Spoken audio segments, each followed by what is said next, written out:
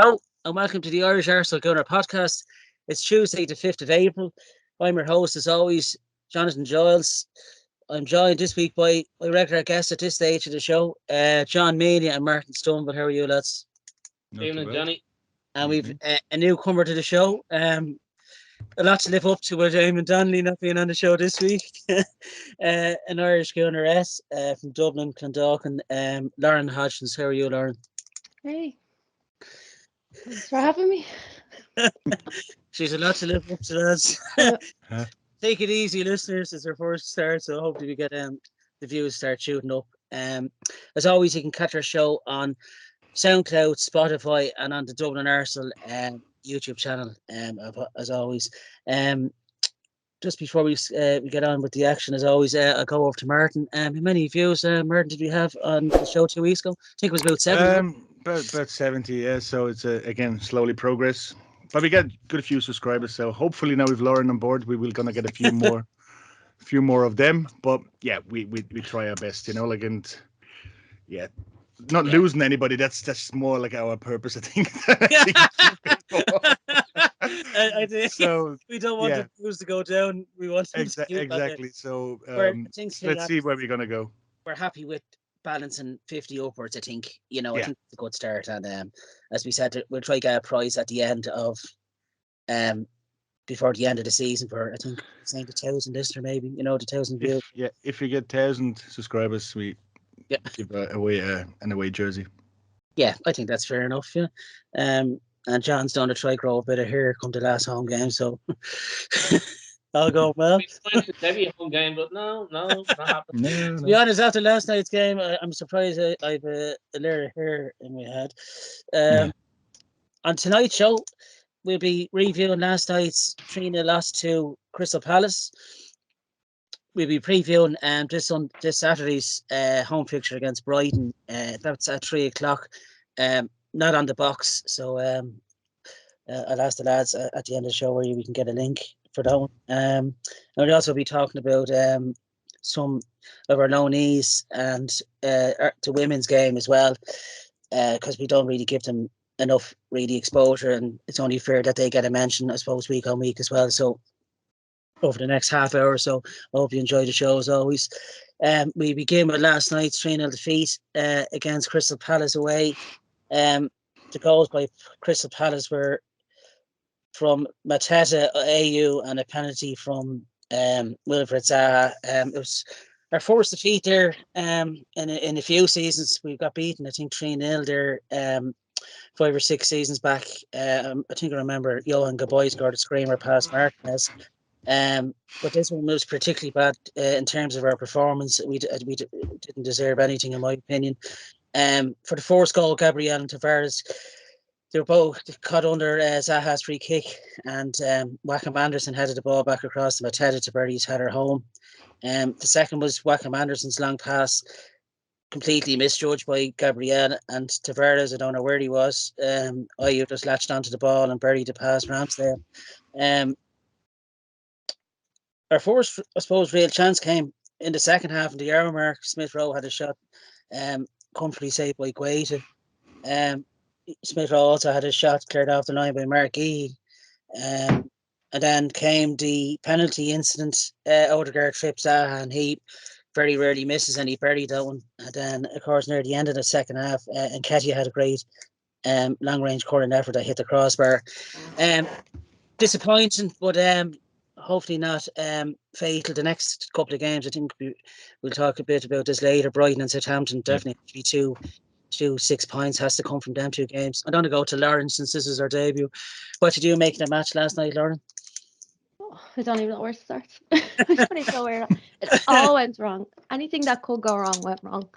But I don't like ranting about the team though. I like to be positive. So hopefully it was like, the cold shower, the wake up call, I wasn't expecting much from the game though. I looked at the lineup as soon as it was out, and I was like, I wasn't expecting a defeat like that, but I wasn't expecting much from either. So I'm not mad. What did you make of the 3 goals we conceded in terms of Gabriel and the back line? That was probably the poorest I've seen the back line. Definitely, yeah. I think, like as I said, I seen the lineup. I don't think they're the right ones to be putting out. I know Eamon loves Ben White, but I'm not a big fan, so I wouldn't be starting with him anymore. Not a fan. Yeah. It was a big loss hurting today as well. Kieran Tierney out for the rest of the season now, getting knee surgery. That's such a blow now, and I was hoping it wasn't going to be as bad. And Thomas Partey as well. It looks like he's going to be out for a few matches as well. I don't think that'll be a loss though. After last night's performance, yeah, I kind of agree with you. Yeah, it was pretty bad, and you can see we're lacking an out-and-out striker, definitely. What positives, Lauren, could you take from last night, if any? Did anything impress you in the second half? I impressed me for sitting through that. I'm man of the match, like, you know. That was real pain and suffering. Really true. John, how did you see the match last night? Really disappointing, wasn't it? Worst away performance since the Everton game. It's another game back after an international break, and they look like 11 strangers on the pitch. Gabriel, worst game I've seen him play for Arsenal, but he became a father, I believe, the day before, and it looked like he hadn't had any sleep in 48 hours because everything he did was off the mark. I mean, he mistimed his jump for the first goal. He tried to intercept a through ball for the second, completely missed it, left a great one by Oyo in fairness and a great finish, but if he held his position, that goal doesn't happen.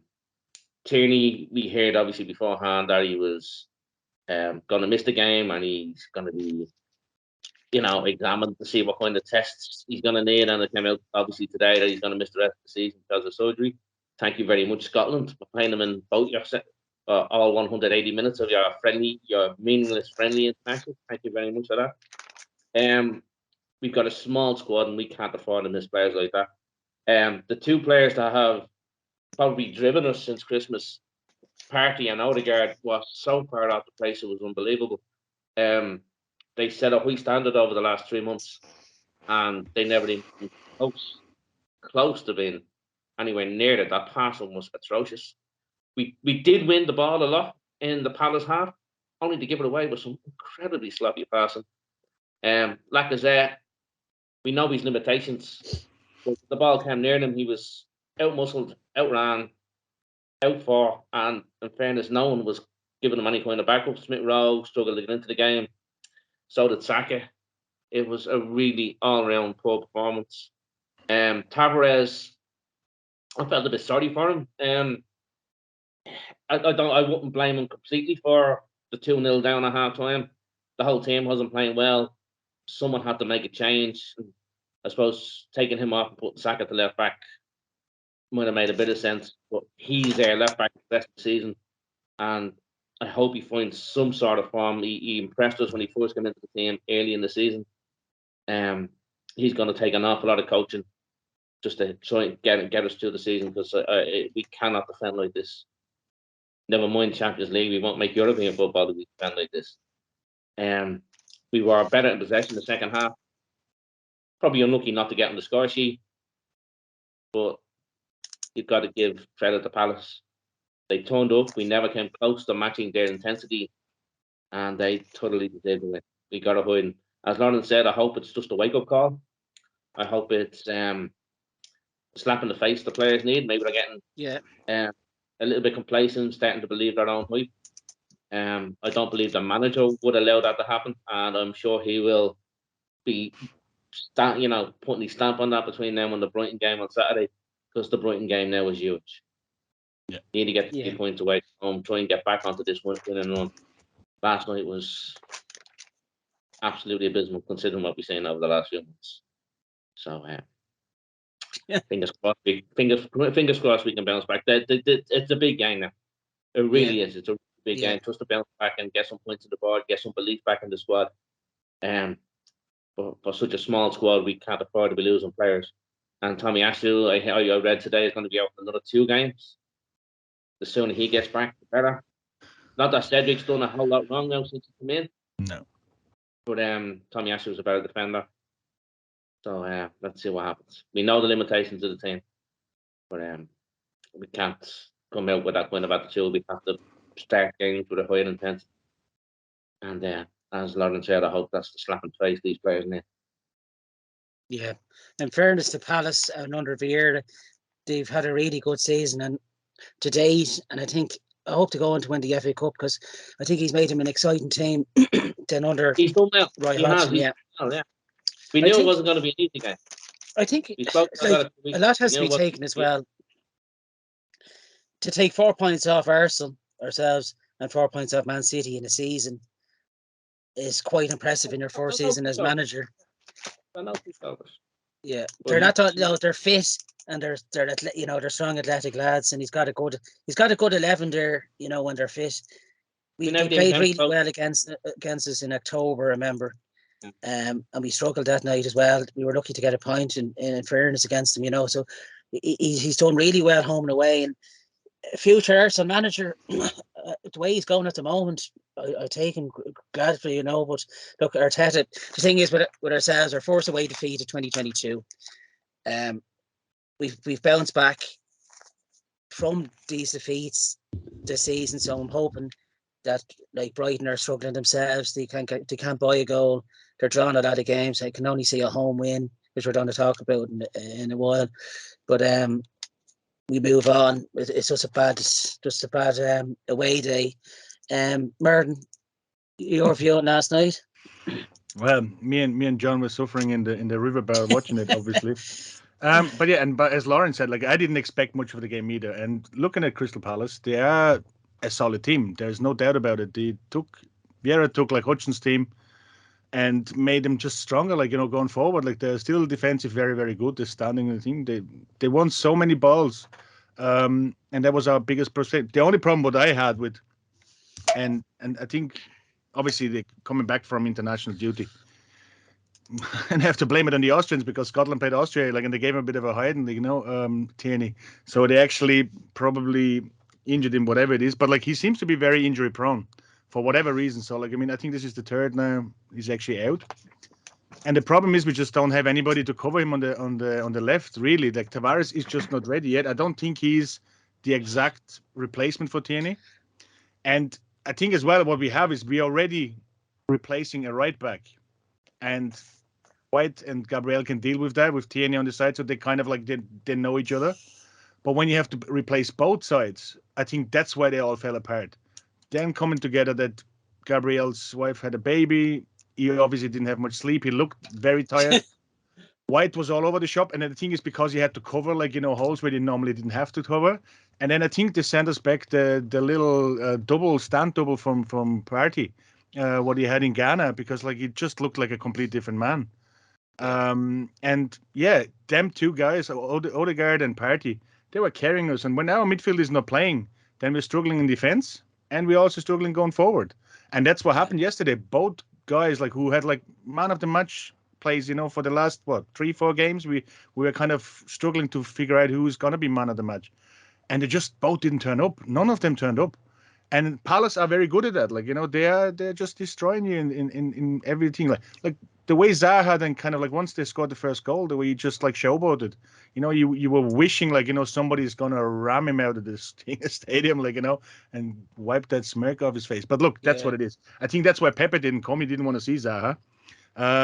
So it just kind of thing. But yeah, it's a bad loss. But the worst thing about it is like that we're gonna be short now in a few places. So Tierney is not gonna be there. Who's gonna replace him? We don't know. Tomiyasu like is gonna train in Southampton. So then when he's coming back, like he didn't play for 7 games now, 8 games. He's not gonna be 100% fit either. Like I mean, I know it might be the better defender, but that's not a guarantee that everything is going to be rosy on that side. So I think we just have to look maybe like playing White, Gabriel, and Holding in the back three, and then I don't know, have Cedric and Tommy and Tavares in the back five. I don't know. It's going to be difficult. And Partey, we don't know what's the story of him now. But then you have Xhaka and maybe Lokonga coming in. So yeah, it's slowly kind of exactly what we were all worried about in January. You know, like you didn't buy any backups. Never mind a striker. we're now suffering like kind of like no left back, no right back. Midfield is like short as well now, so it's gonna be tough. But look, it's a 3-0. It's no shame. Like I said, I would have been happy with the point.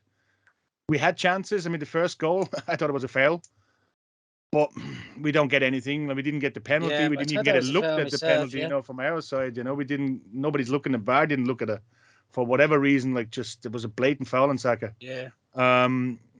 Foul on Odegaard on Zaha. Yeah, it was a foul. Of course, you can give them, but if that was a foul, ours should have been a foul as well. And it would change games if he would go back to 2-1. You never know what's going to happen. But then it went the other direction, went 3-0, and that was game over. So let's see how we can bounce back. It wasn't a great night. It is our first defeat, as you said, and everything, like, we can see everybody's melting down at the moment, like, oh my God, like we're going to be 7th, 8th again. So let's hope it's not going to be like that. But to be fair, it's not looking great, because exactly what we were all, not expecting, like what we didn't want to happen is that we're going to get injuries. And we still have 9 games to go. So yeah, it's not a great result. What can you do? We still one game. We're still the same points as Spurs and 1 game in hand. So we just have to make sure now, like that, them 2 games, as I said, Brighton and Southampton, they're going to be a massive thing. If we can get 6 points from that, we're back on track. And then see, like, hopefully Tomiyasu comes back, but then you have to put him in against West Ham, Chelsea, and Man United. Like, they're not easy games to get into after being out for nearly 2.5 months, 3 months. So we don't know how that's going to go. But yeah, it is what it is. We can't do anything about it. And just see we retire from there, I got the Telegraph today, and their score rating from Sam Dean, who's an Arsenal fan, and he's also a sports journalist for them as well. The highest player that he got ranked out of 10 was Saka, who had 6, and Gabriel and Tavares got 4 and 3. So it shows no one got above 6, which is the first time I've ever seen, all season, as bad as we were last night. Ramsdale hadn't a chance, really, in fairness to him, with any of them. He made a good save from Mateta late on the first half. There could have been 3. So I think all the players will hold their hands up and say they were all very poor. Even Arteta said he apologised to the fans, which shows how bad the performance was. Last night's defeat, position-wise, leaves us 5th. With 54 points, as Martin said. We're still level with Spurs, and that came in hand, which was confirmed yesterday for Thursday, May the 12th, Thursday night, and that's going to be some game. If it keeps working out the way it is, it's going to be probably whoever gets 4th. The way Spurs are playing now at the moment, the last 5-6 games, I wouldn't write it past them if they get 4th. They look very strong, and they're hammering teams now as well, and they're growing in confidence every game. I'm going to go to Lauren again. In terms of a man of a match for you, Lauren, who stood out for you in that appalling performance? Zaha. The showboater. Yeah. They're all terrible. Like, it's bad when the manager is apologising to the fans. Like, it's real mad. So, they were absolutely piss poor. Yeah, I'd find it hard now, to be honest, to pick anyone out last night. I thought Saka probably for me now. Even Smith Rowe gave a bit of effort in the second half, so it's probably between him or Saka. Yeah, it's actually I tell you who played actually quite well, even been on for just thing. When Eddie came on, and as much as we criticize him, like, he actually had a bit of a drive on him.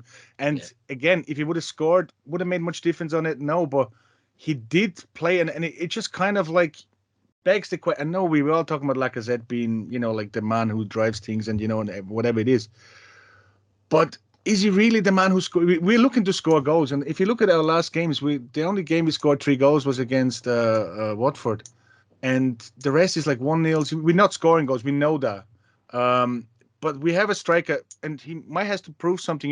If he wants to get out of Arsenal and he wants to do something or attract the club where he wants to play, maybe we should play him and have Lacazette as a backup. I don't know. Hindsight is always great. When we had the last couple of games, it was just all great, But Lacazette didn't look like that. But saying that as well, it has all to do with the midfield. If the midfield doesn't produce a ball, it doesn't matter what kind of strikers you have on the team. So you need to get players on who are fast, quick, and Eddie did that. He came on, like, and Martinelli came on. Them two guys, they were so quick on each wing, like, and tried to make the game. And maybe should have started with that. I don't know. It's a conundrum at the moment, but it's really, really tough, like, to see. But for me, actually, it was Nketiah, whom if you can have a man of a match, like in a 3-0 loss, I don't think we should. But that's just kind of it. But for me, like, he actually had, like, the most positive football in the whole night from anyone. Yeah, I thought that corner effort he had in Nketiah to hit the crossbar, I really hoped that was going to go in, because it was a really good effort, and he showed a bit of desire that the others definitely didn't show it last night. Should he have started? I don't know. I think he should have. I think he should start him on. We should get rid of Lacazette. Yeah, like, look, 45. that's what we are. Like, we are at the end of the season. Like, we don't know if he's going to stay. He's not going to stay. Like, I know. Gabrielle had the baby, did he? Yeah. So he looks like he's been up all night tired. Like, what was Lacazette's excuse? Yeah. His wife didn't give birth last night, like, Well, no, but Lacazette is old. That's his problem. he's just old. That's like, I know his feelings. I know I'm feeling like that every day. So yeah, we all feel like that, but we're not all getting his wages, are we? I know, yeah. But as I said, like, Lacazette has different qualities, I think. And if you have a working midfield, which was what we had the last couple of games, I think, he can play over there. But we didn't have that yesterday, and then we didn't have a striker who would do anything. And it's just kind of all unraveled, like, and it's one of these days when everything went wrong. Like, we like Smith Rowe, like that they're not poor good thing. He just kind of back passed the ball to the goalkeeper. It wasn't even a shot, like, all this kind of stuff like that normally doesn't happen, and it happened yesterday. It's no excuse, but it's just like they were all in general looked like they're playing together for the first time, and that's what, like, there was no energy to the game. There was nobody seemed to have, like, anything. Saka, he had COVID, like, how much does that affect him? I don't know. There's a lot of factors, like, you travel from Ghana, like, for a long time, that could affect him. To be honest, he didn't look fit at the start party. So maybe he had a knock as well, and he just played because, like, he wanted to play. But, like, they had to take him off, and now he might be out injured.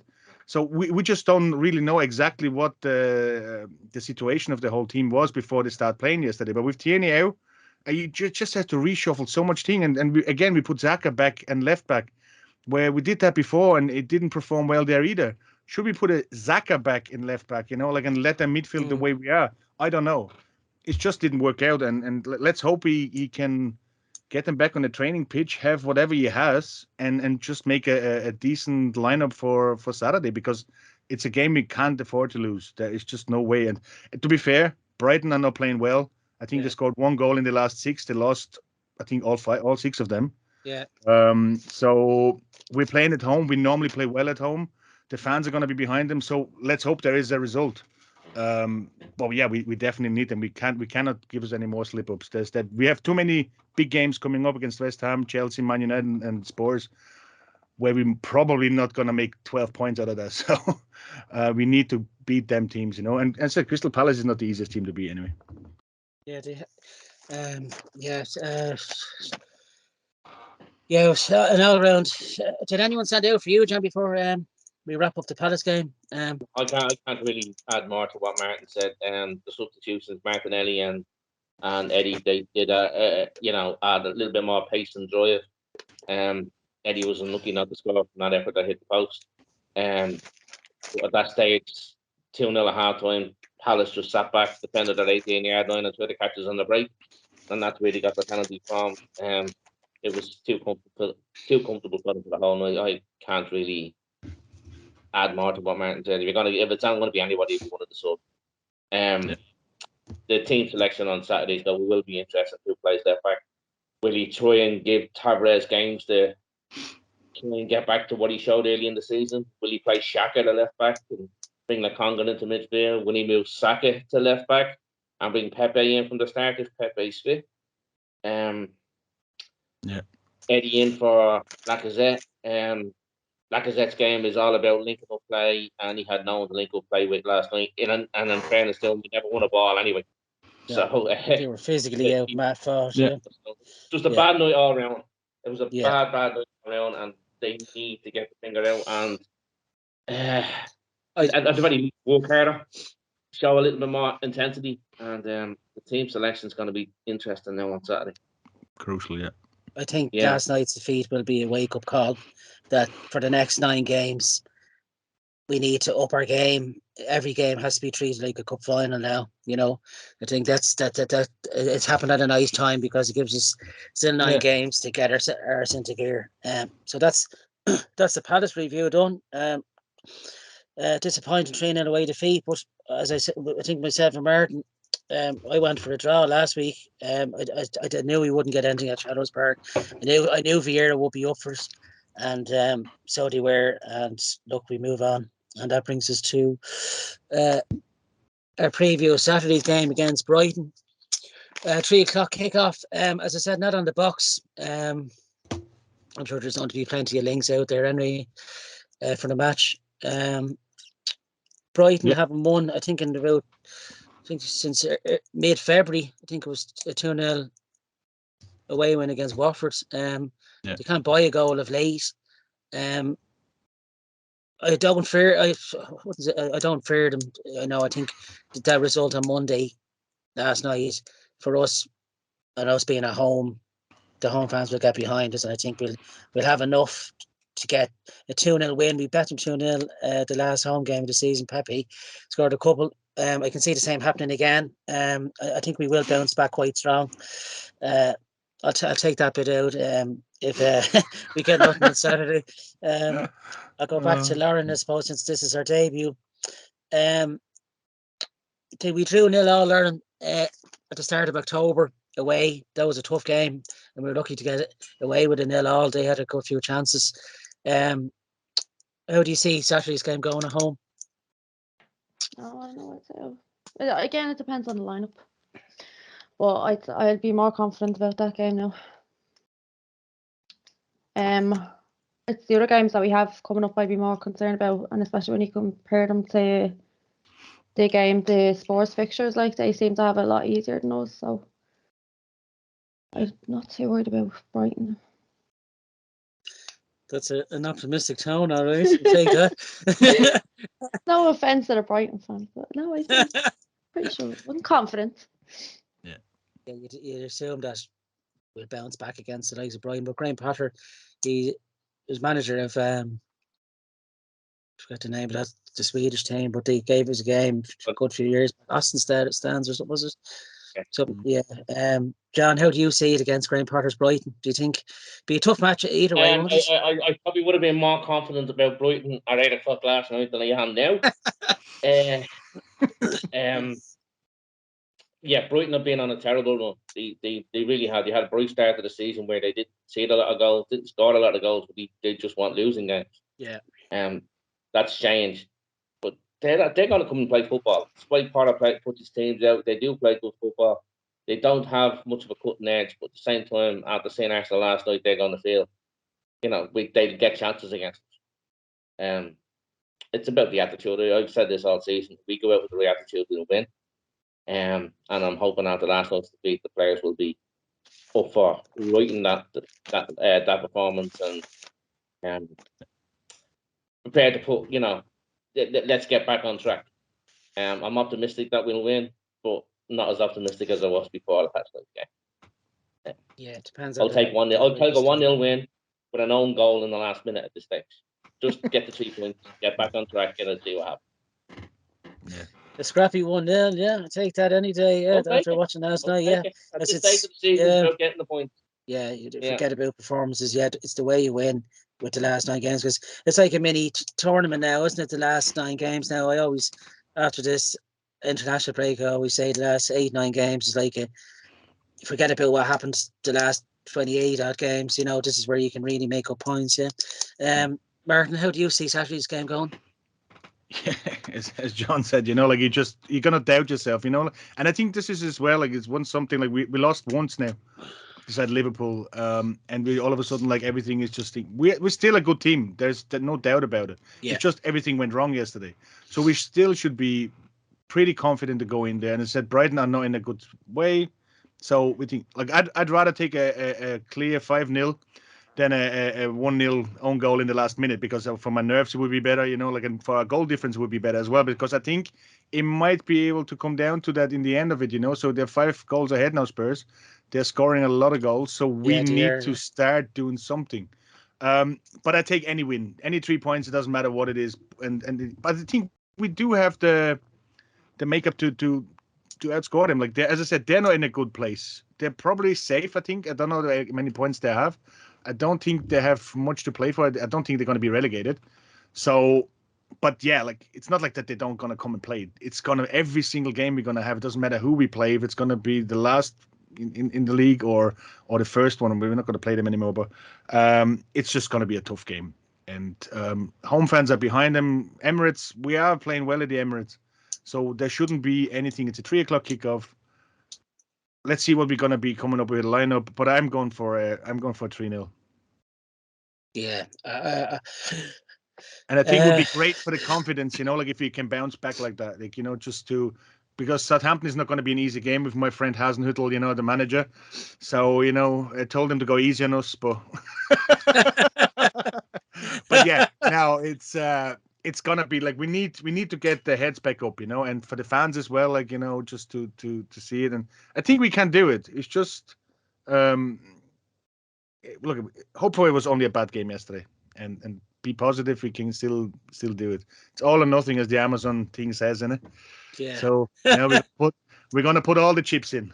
So yeah, we have to go for it now. I'm sure there's going to be a few more twists and turns before the end of the season, but it makes for a very interesting end of the season. Thank God for a change. And I think with no European football, and playing week to week should give us a bit of an edge, but it's the same with Spurs. They're not playing European football neither, so it's yeah. Let's see what happens with Chelsea. We know, like, I mean, look at it. It would have been nice to win last night, Martin. It would have closed the gap, 2 points to Chelsea. Yeah. There's no doubt about it, but we don't know what's going to happen with Chelsea. I mean, and look at if Brentford can beat Chelsea 4-1, then it's no shame. Not saying no shame to lose to Crystal Palace 3-0, but like, shit happens, in the Premier League, and that's exactly what's wrong in it, Yeah. And look, but next week we could win against Brighton, Spurs lose to Liverpool, or whatever. So like we could be all back to some kind of thing. I don't know. They still have tough games to come. I don't think any of them is going to go unbeaten through the last 8 games what they have left. So it's all to play for. So we just have to, as I said, we always have to do what we need to do: score goals and win. That's what it is. Football's such an easy game when you put it like that. It is. Martin, Brian Clough always said that, but putting it into practice is another thing. Yeah. Does anybody else need to get their blood pressure checked after looking at this? I don't know if my liver can take much more of these. We have to. This is a club for no old men, like, so. So it's just gonna get rid of a few people, I'd say, like, by the end of the season. Get the young blood in. So yeah. Yeah. Oh, well. So frustrating, Deirdre. It is frustrating. We've had we've had a lot of thumbs up from Eamon's saying now.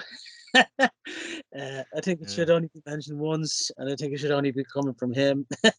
So just before we finish up on the Brighton preview, we're all going for a home win. Brighton have 34 points. They're 12 from Watford, who are in 18. So it's pretty much, I think, another win or two, and they'll be safe on the 40-point mark. They've drawn 13 games. That's their problem. Like the last couple of seasons under Potter, I think they're so defensive, and so compact. That's their problem.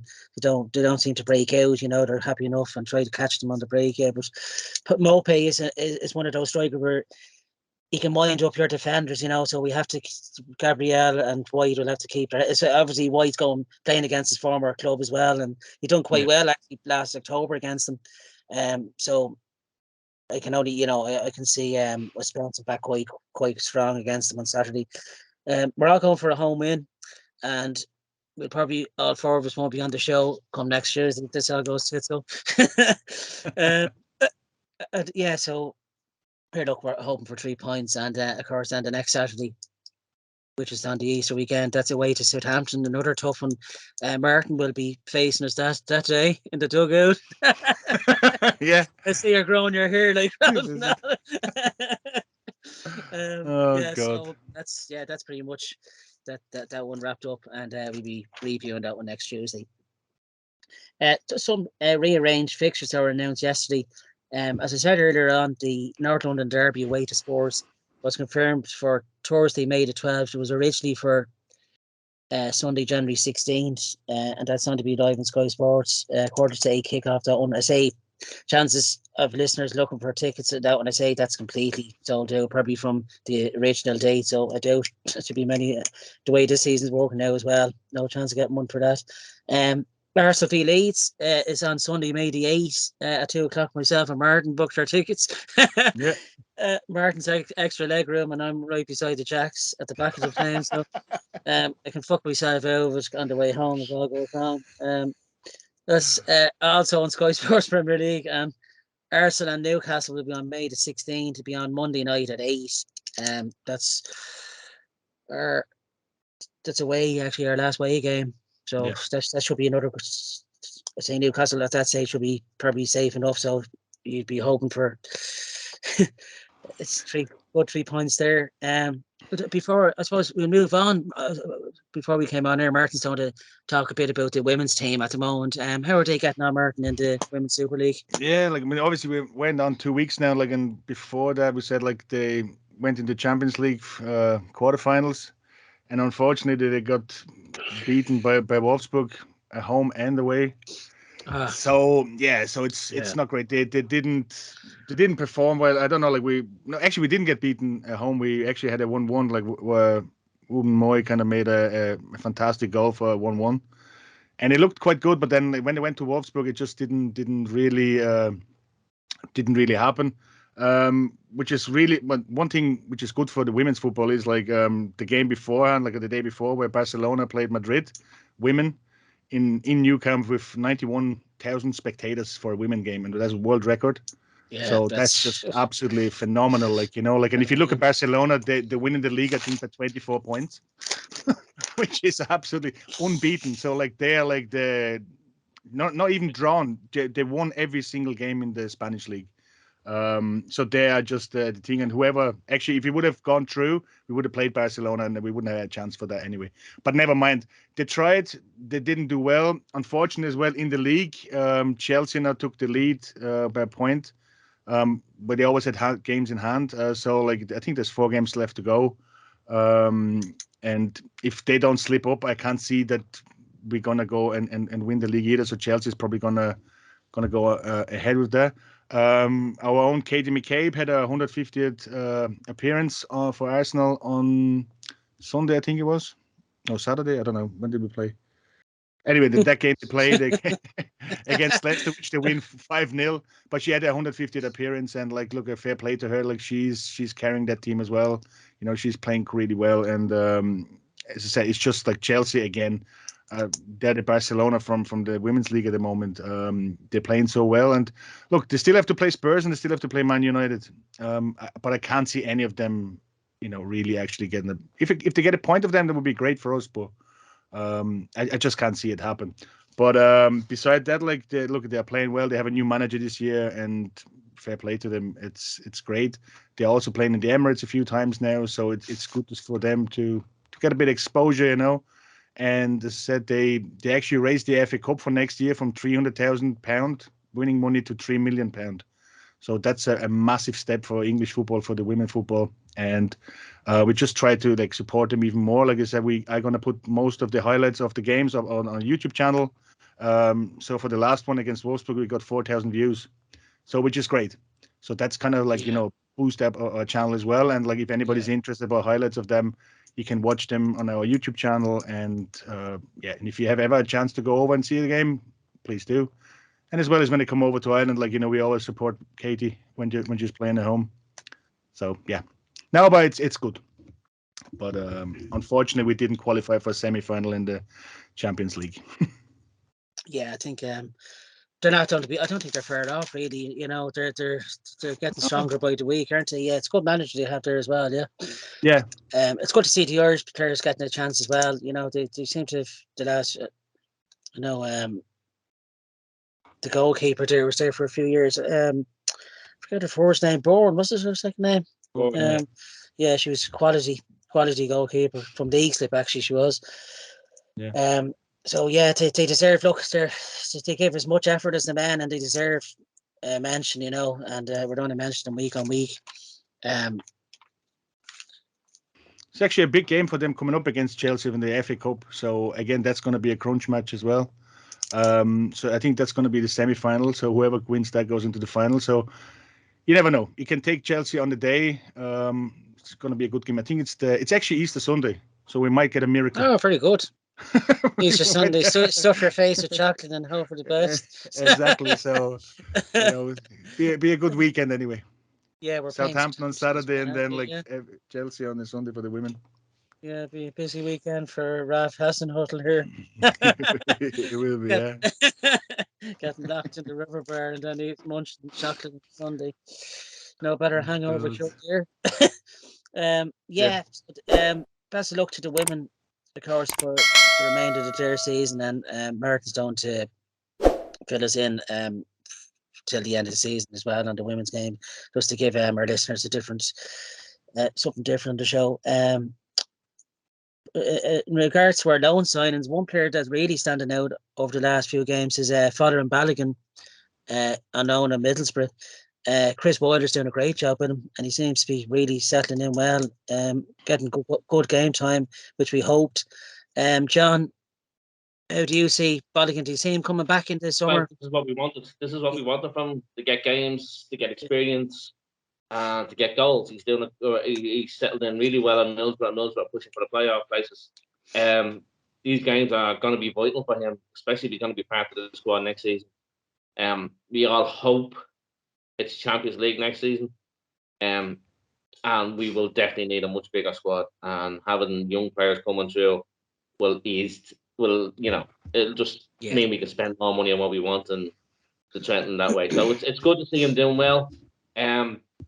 It's obviously he has to come back and do it again in pre-season and prove to the manager that he's worthy a place in the squad. But this is exactly where you send players out on loan. And he doesn't look out of place at the top half of the championship. And at such a young age, with so few games behind it, that's good. And these games only make him better. So I'm delighted. Especially with the championship, it roughens you up, doesn't it? It's a good physical league, isn't it? It's a competitive league. It really is a tough competitive league. And it did Smith Rowe the world of good when he went to Huddersfield. Yeah, it did. So you're hoping Balogun will come back with, improved physicality and better awareness of, how to handle the rough and tough of top class professional football. So it's good news all around. He's proven himself. It's good for Middlesbrough because he scored in goals, and it's good for us because he'll come back a better player. So keep our fingers crossed that he comes back. Yeah, comes back with the right attitude, and he'll kick on.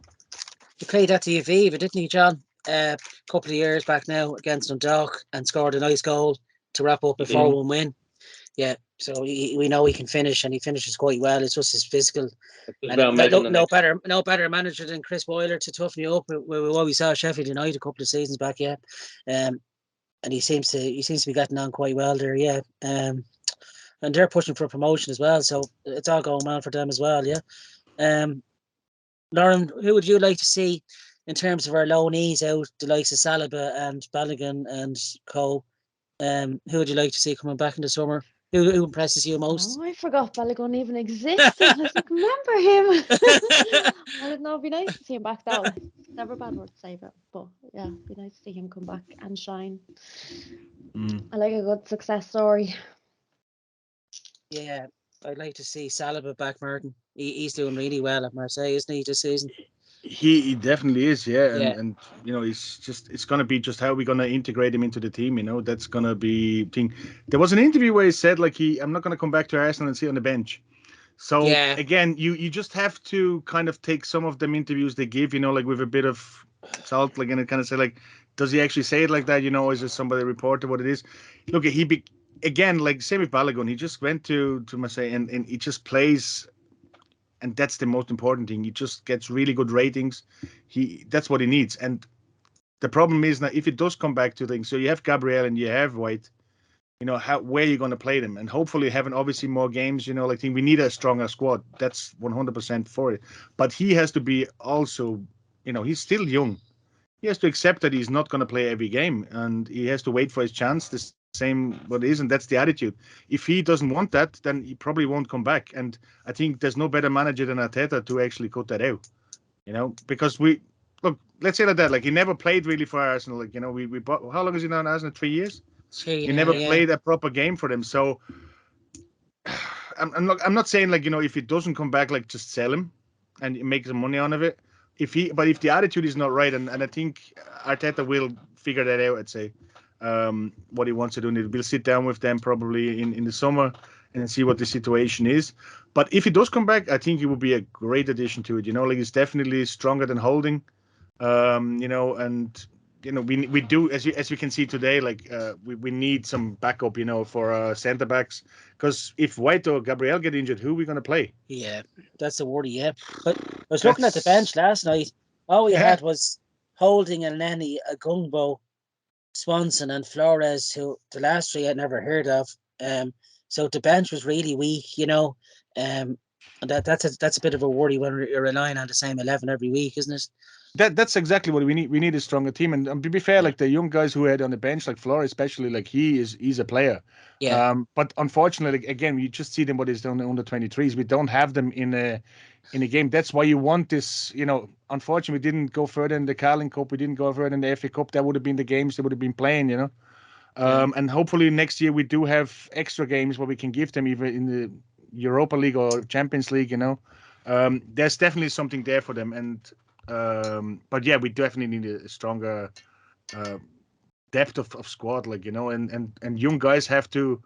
It's not even saying that you come in like and there's a 30-year-old in front of you. There's a 23-year-old in front of you probably, and that's probably the issue. So it's not like that. You hope that he's gonna get injured or whatever. It's just like they probably like Saka, like he's probably the same age as Saliba. So I think he is actually, because we signed him when he was about 18 or 19, didn't we? So he was quite young then, yeah. So I'm surprised he wasn't called back. He said himself, didn't he? In the summer, he was ready to come back, and Arteta said no, didn't he? For some reason, I suppose. And again, like the problem what he had is that he missed basically his. He was out in COVID, like he never got really the game time he needed. Yeah. So he was a year delayed, and Arteta still didn't think that he had enough because the French league was cancelled halfway through, and that's right. He didn't get the game, so. Look, it is a master plan of when you're developing youngsters, and you don't want to break them in too quick, and that's why Balogun is out. So you need to play them, and that's what he got now, and hopefully, like he comes back, he will be a very good asset for us, John, on Saliba, can you see him coming back next season and be amongst, pushing for a place in that defence? I could see it happening, but at the same time, I can also see him being sold. It really is. Do you think he'd sell him? He has 2 years left on his deal when he comes back. Yeah. So it really is decision time. If you're gonna say no, you could try and cash in and try and get your money back, or you could turn around and say, right, you're part of the squad next season. Then it's down to his attitude. Is he gonna stay and wait for the spot and be part of the squad that's hopefully in Europe, where there's going to be plenty of games for everybody. So it's a bit of give and take. I can see him coming back, but I wouldn't be surprised to see him sold either. It's really up in the air. I'd like to see him because I haven't seen enough of him. I quite like the French football, and he's having an outstanding season for Marseille, who are second in the league at the moment. He's just earned his first French cap. Now the World Cup's in November, December. He wants to push for a place there. He might fancy his chances. I don't fancy his chances. I think he only got the cap because France have a huge amount of top class centre halves. 2 injuries and 2 COVID, he got his chance, and fair play to him for getting his chance. But it's going to be an interesting conversation between him and Arteta come the summer. Yeah. I personally would like to see him come back and fight for his spot. But I could understand that the club turn around and say, we want our money back and try and invest in something else. So it's a case of watch the space. I think most Arsenal fans would like to see him. Just let's see him in an Arsenal just jersey. see him, Let's see what he can do. But yeah. I wouldn't be surprised if he doesn't come back. Yeah, it's, with the World Cup coming up as well, he'd want to. Yes, and with Marseille, I think they're still in the Europa League as well and going well as well. So there's a chance of them winning that as well with Guendouzi and Co. I think Kolasinac is there as well, isn't he? So a bit of an Arsenal contingent still there in Marseille. Yeah. The likes of the Emirates Cup tournament, hopefully it goes out in the summer. They're ideal tournaments to see players like that over the 2 days, and if you get a good strong lineup in that tournament, it can make a player and you can see what they're about, I think he deserves a pre-season anyway with us in the summer. Let's see, as John says, let's see him in action and then decide then in August before the window closes. Look, sorry, William, we don't see what I've seen of him now. I think he'd fit in quite nicely at Arsenal. He's growing physically. He's a good reader of the game, and he wouldn't have looked out of place last night the way Gabriel and White played. So it's going to be an interesting summer, and hopefully we've got transfers lined up, because if we want to be into a top 4 team next season, a lot has to change after last night's. But look, that was our first away defeat at 22. So look, we move on to Saturday, as we said. Is there anything else, John and Martin, regarding the Dublin Arsenal Supporters Club in terms of tickets? They're probably nearly all gone now, are they? Tickets for the rest? Tickets are all allocated for us. We have a few people, like somebody popped up yesterday. They had like 2 tickets for Brighton and 2 kids tickets. Can't go, so like I'm trying to flog them on the thing. But yeah, there's no tickets available anywhere at the moment. They're just the old ones popping up. So it's going to be tough. The game against Brighton is going to be in the River Bar. We're going to have a stream for it. So if you want to watch it, it should be on. There will be one on Live Score Bet. Only one person has to sign up, and you bet. I think the minimum is probably a $5, but once you bet once, you can watch the whole match live. So that's one option. I probably might, to be honest, might stick to BBC Score and watch the highlights. The match of the day later on that night. Save me the anguish of watching it, the full 90 minutes and fun. But now look, here's hoping for another 3 points. Is there anything else, lads, you'd like to mention before we wrap up? No, I think we're done. Tom, would you like to add anything yourself? No. It's good to see everyone getting back into the River Bar, though. I'm looking forward to seeing a big crowd there on Saturday, hopefully cheer us on for the victory. But it's nice to see the last few weeks going into the River Bar and so many old faces that you haven't seen in such a long time. People can still sign up, can they, lads? Even though there's only a few games left, you can still sign up, or is it horses?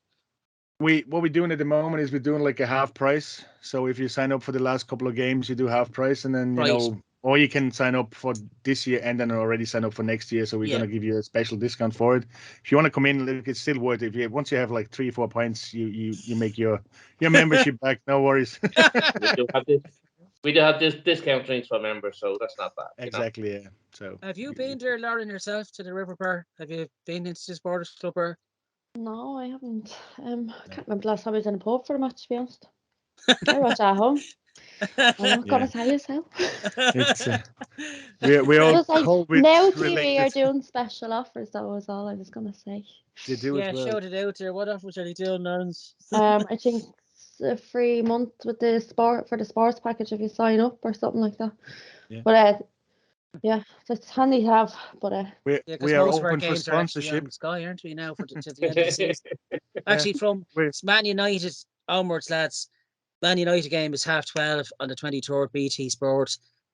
West Ham's the Sunday, May the 4th, Sky, and Sky will show Leeds, Newcastle, and I'm sure the Everton game will probably be, if it goes right down, Everton could be in the last day of the season 5 to stay up and those for forward, so I'm sure that's going to be televised maybe as well. So I'm going over to that Everton game. When's your next game, John, briefly? Are you going over to any home games? Next season. Yeah, he's not a true fan in the word, yeah. You will slap your own man if I see it again. You wait. I'll give you a nice big Will be jealous of the slap you get, I'm telling you. And just in case anyone from Now TV is actually listening to, we are open for sponsorship, so we can put links into our Oh, very videos. good. No problem, So And dare I say it, any Coronation Street listeners that's a fan of Sturgey and Ken Barlow, we're looking for any sponsorship from you from the Rovers return. So frustrating. that is all you have to say for that. yeah. No, I think I liked the way Lauren didn't attempt that saying. We might get her to do it if we get fourth. um, I'd like to thank my guests tonight, John Meany and Martin Stoneville as always, and to our newcomer, Lauren Hodgins. Thanks for taking part tonight, Lauren. Thanks for having me. no problem. Good to see you again. You can catch our show, as always, as I said, on SoundCloud, Spotify, and on the Dublin Arsenal YouTube channel as well, and that'll be up in the next hour or so. So until next Tuesday, the 12th of April, we'll be hoping to review home success against Brighton, and we'll also be previewing Southampton as well that coming weekend. So until then, thanks for listening, and leave any good comments on the channel, and we'll see you next week. Thanks, lads, and have a good week. Take care, everyone. See you next week. Bye. See you later. Thanks, lads. Bye-bye. Thanks.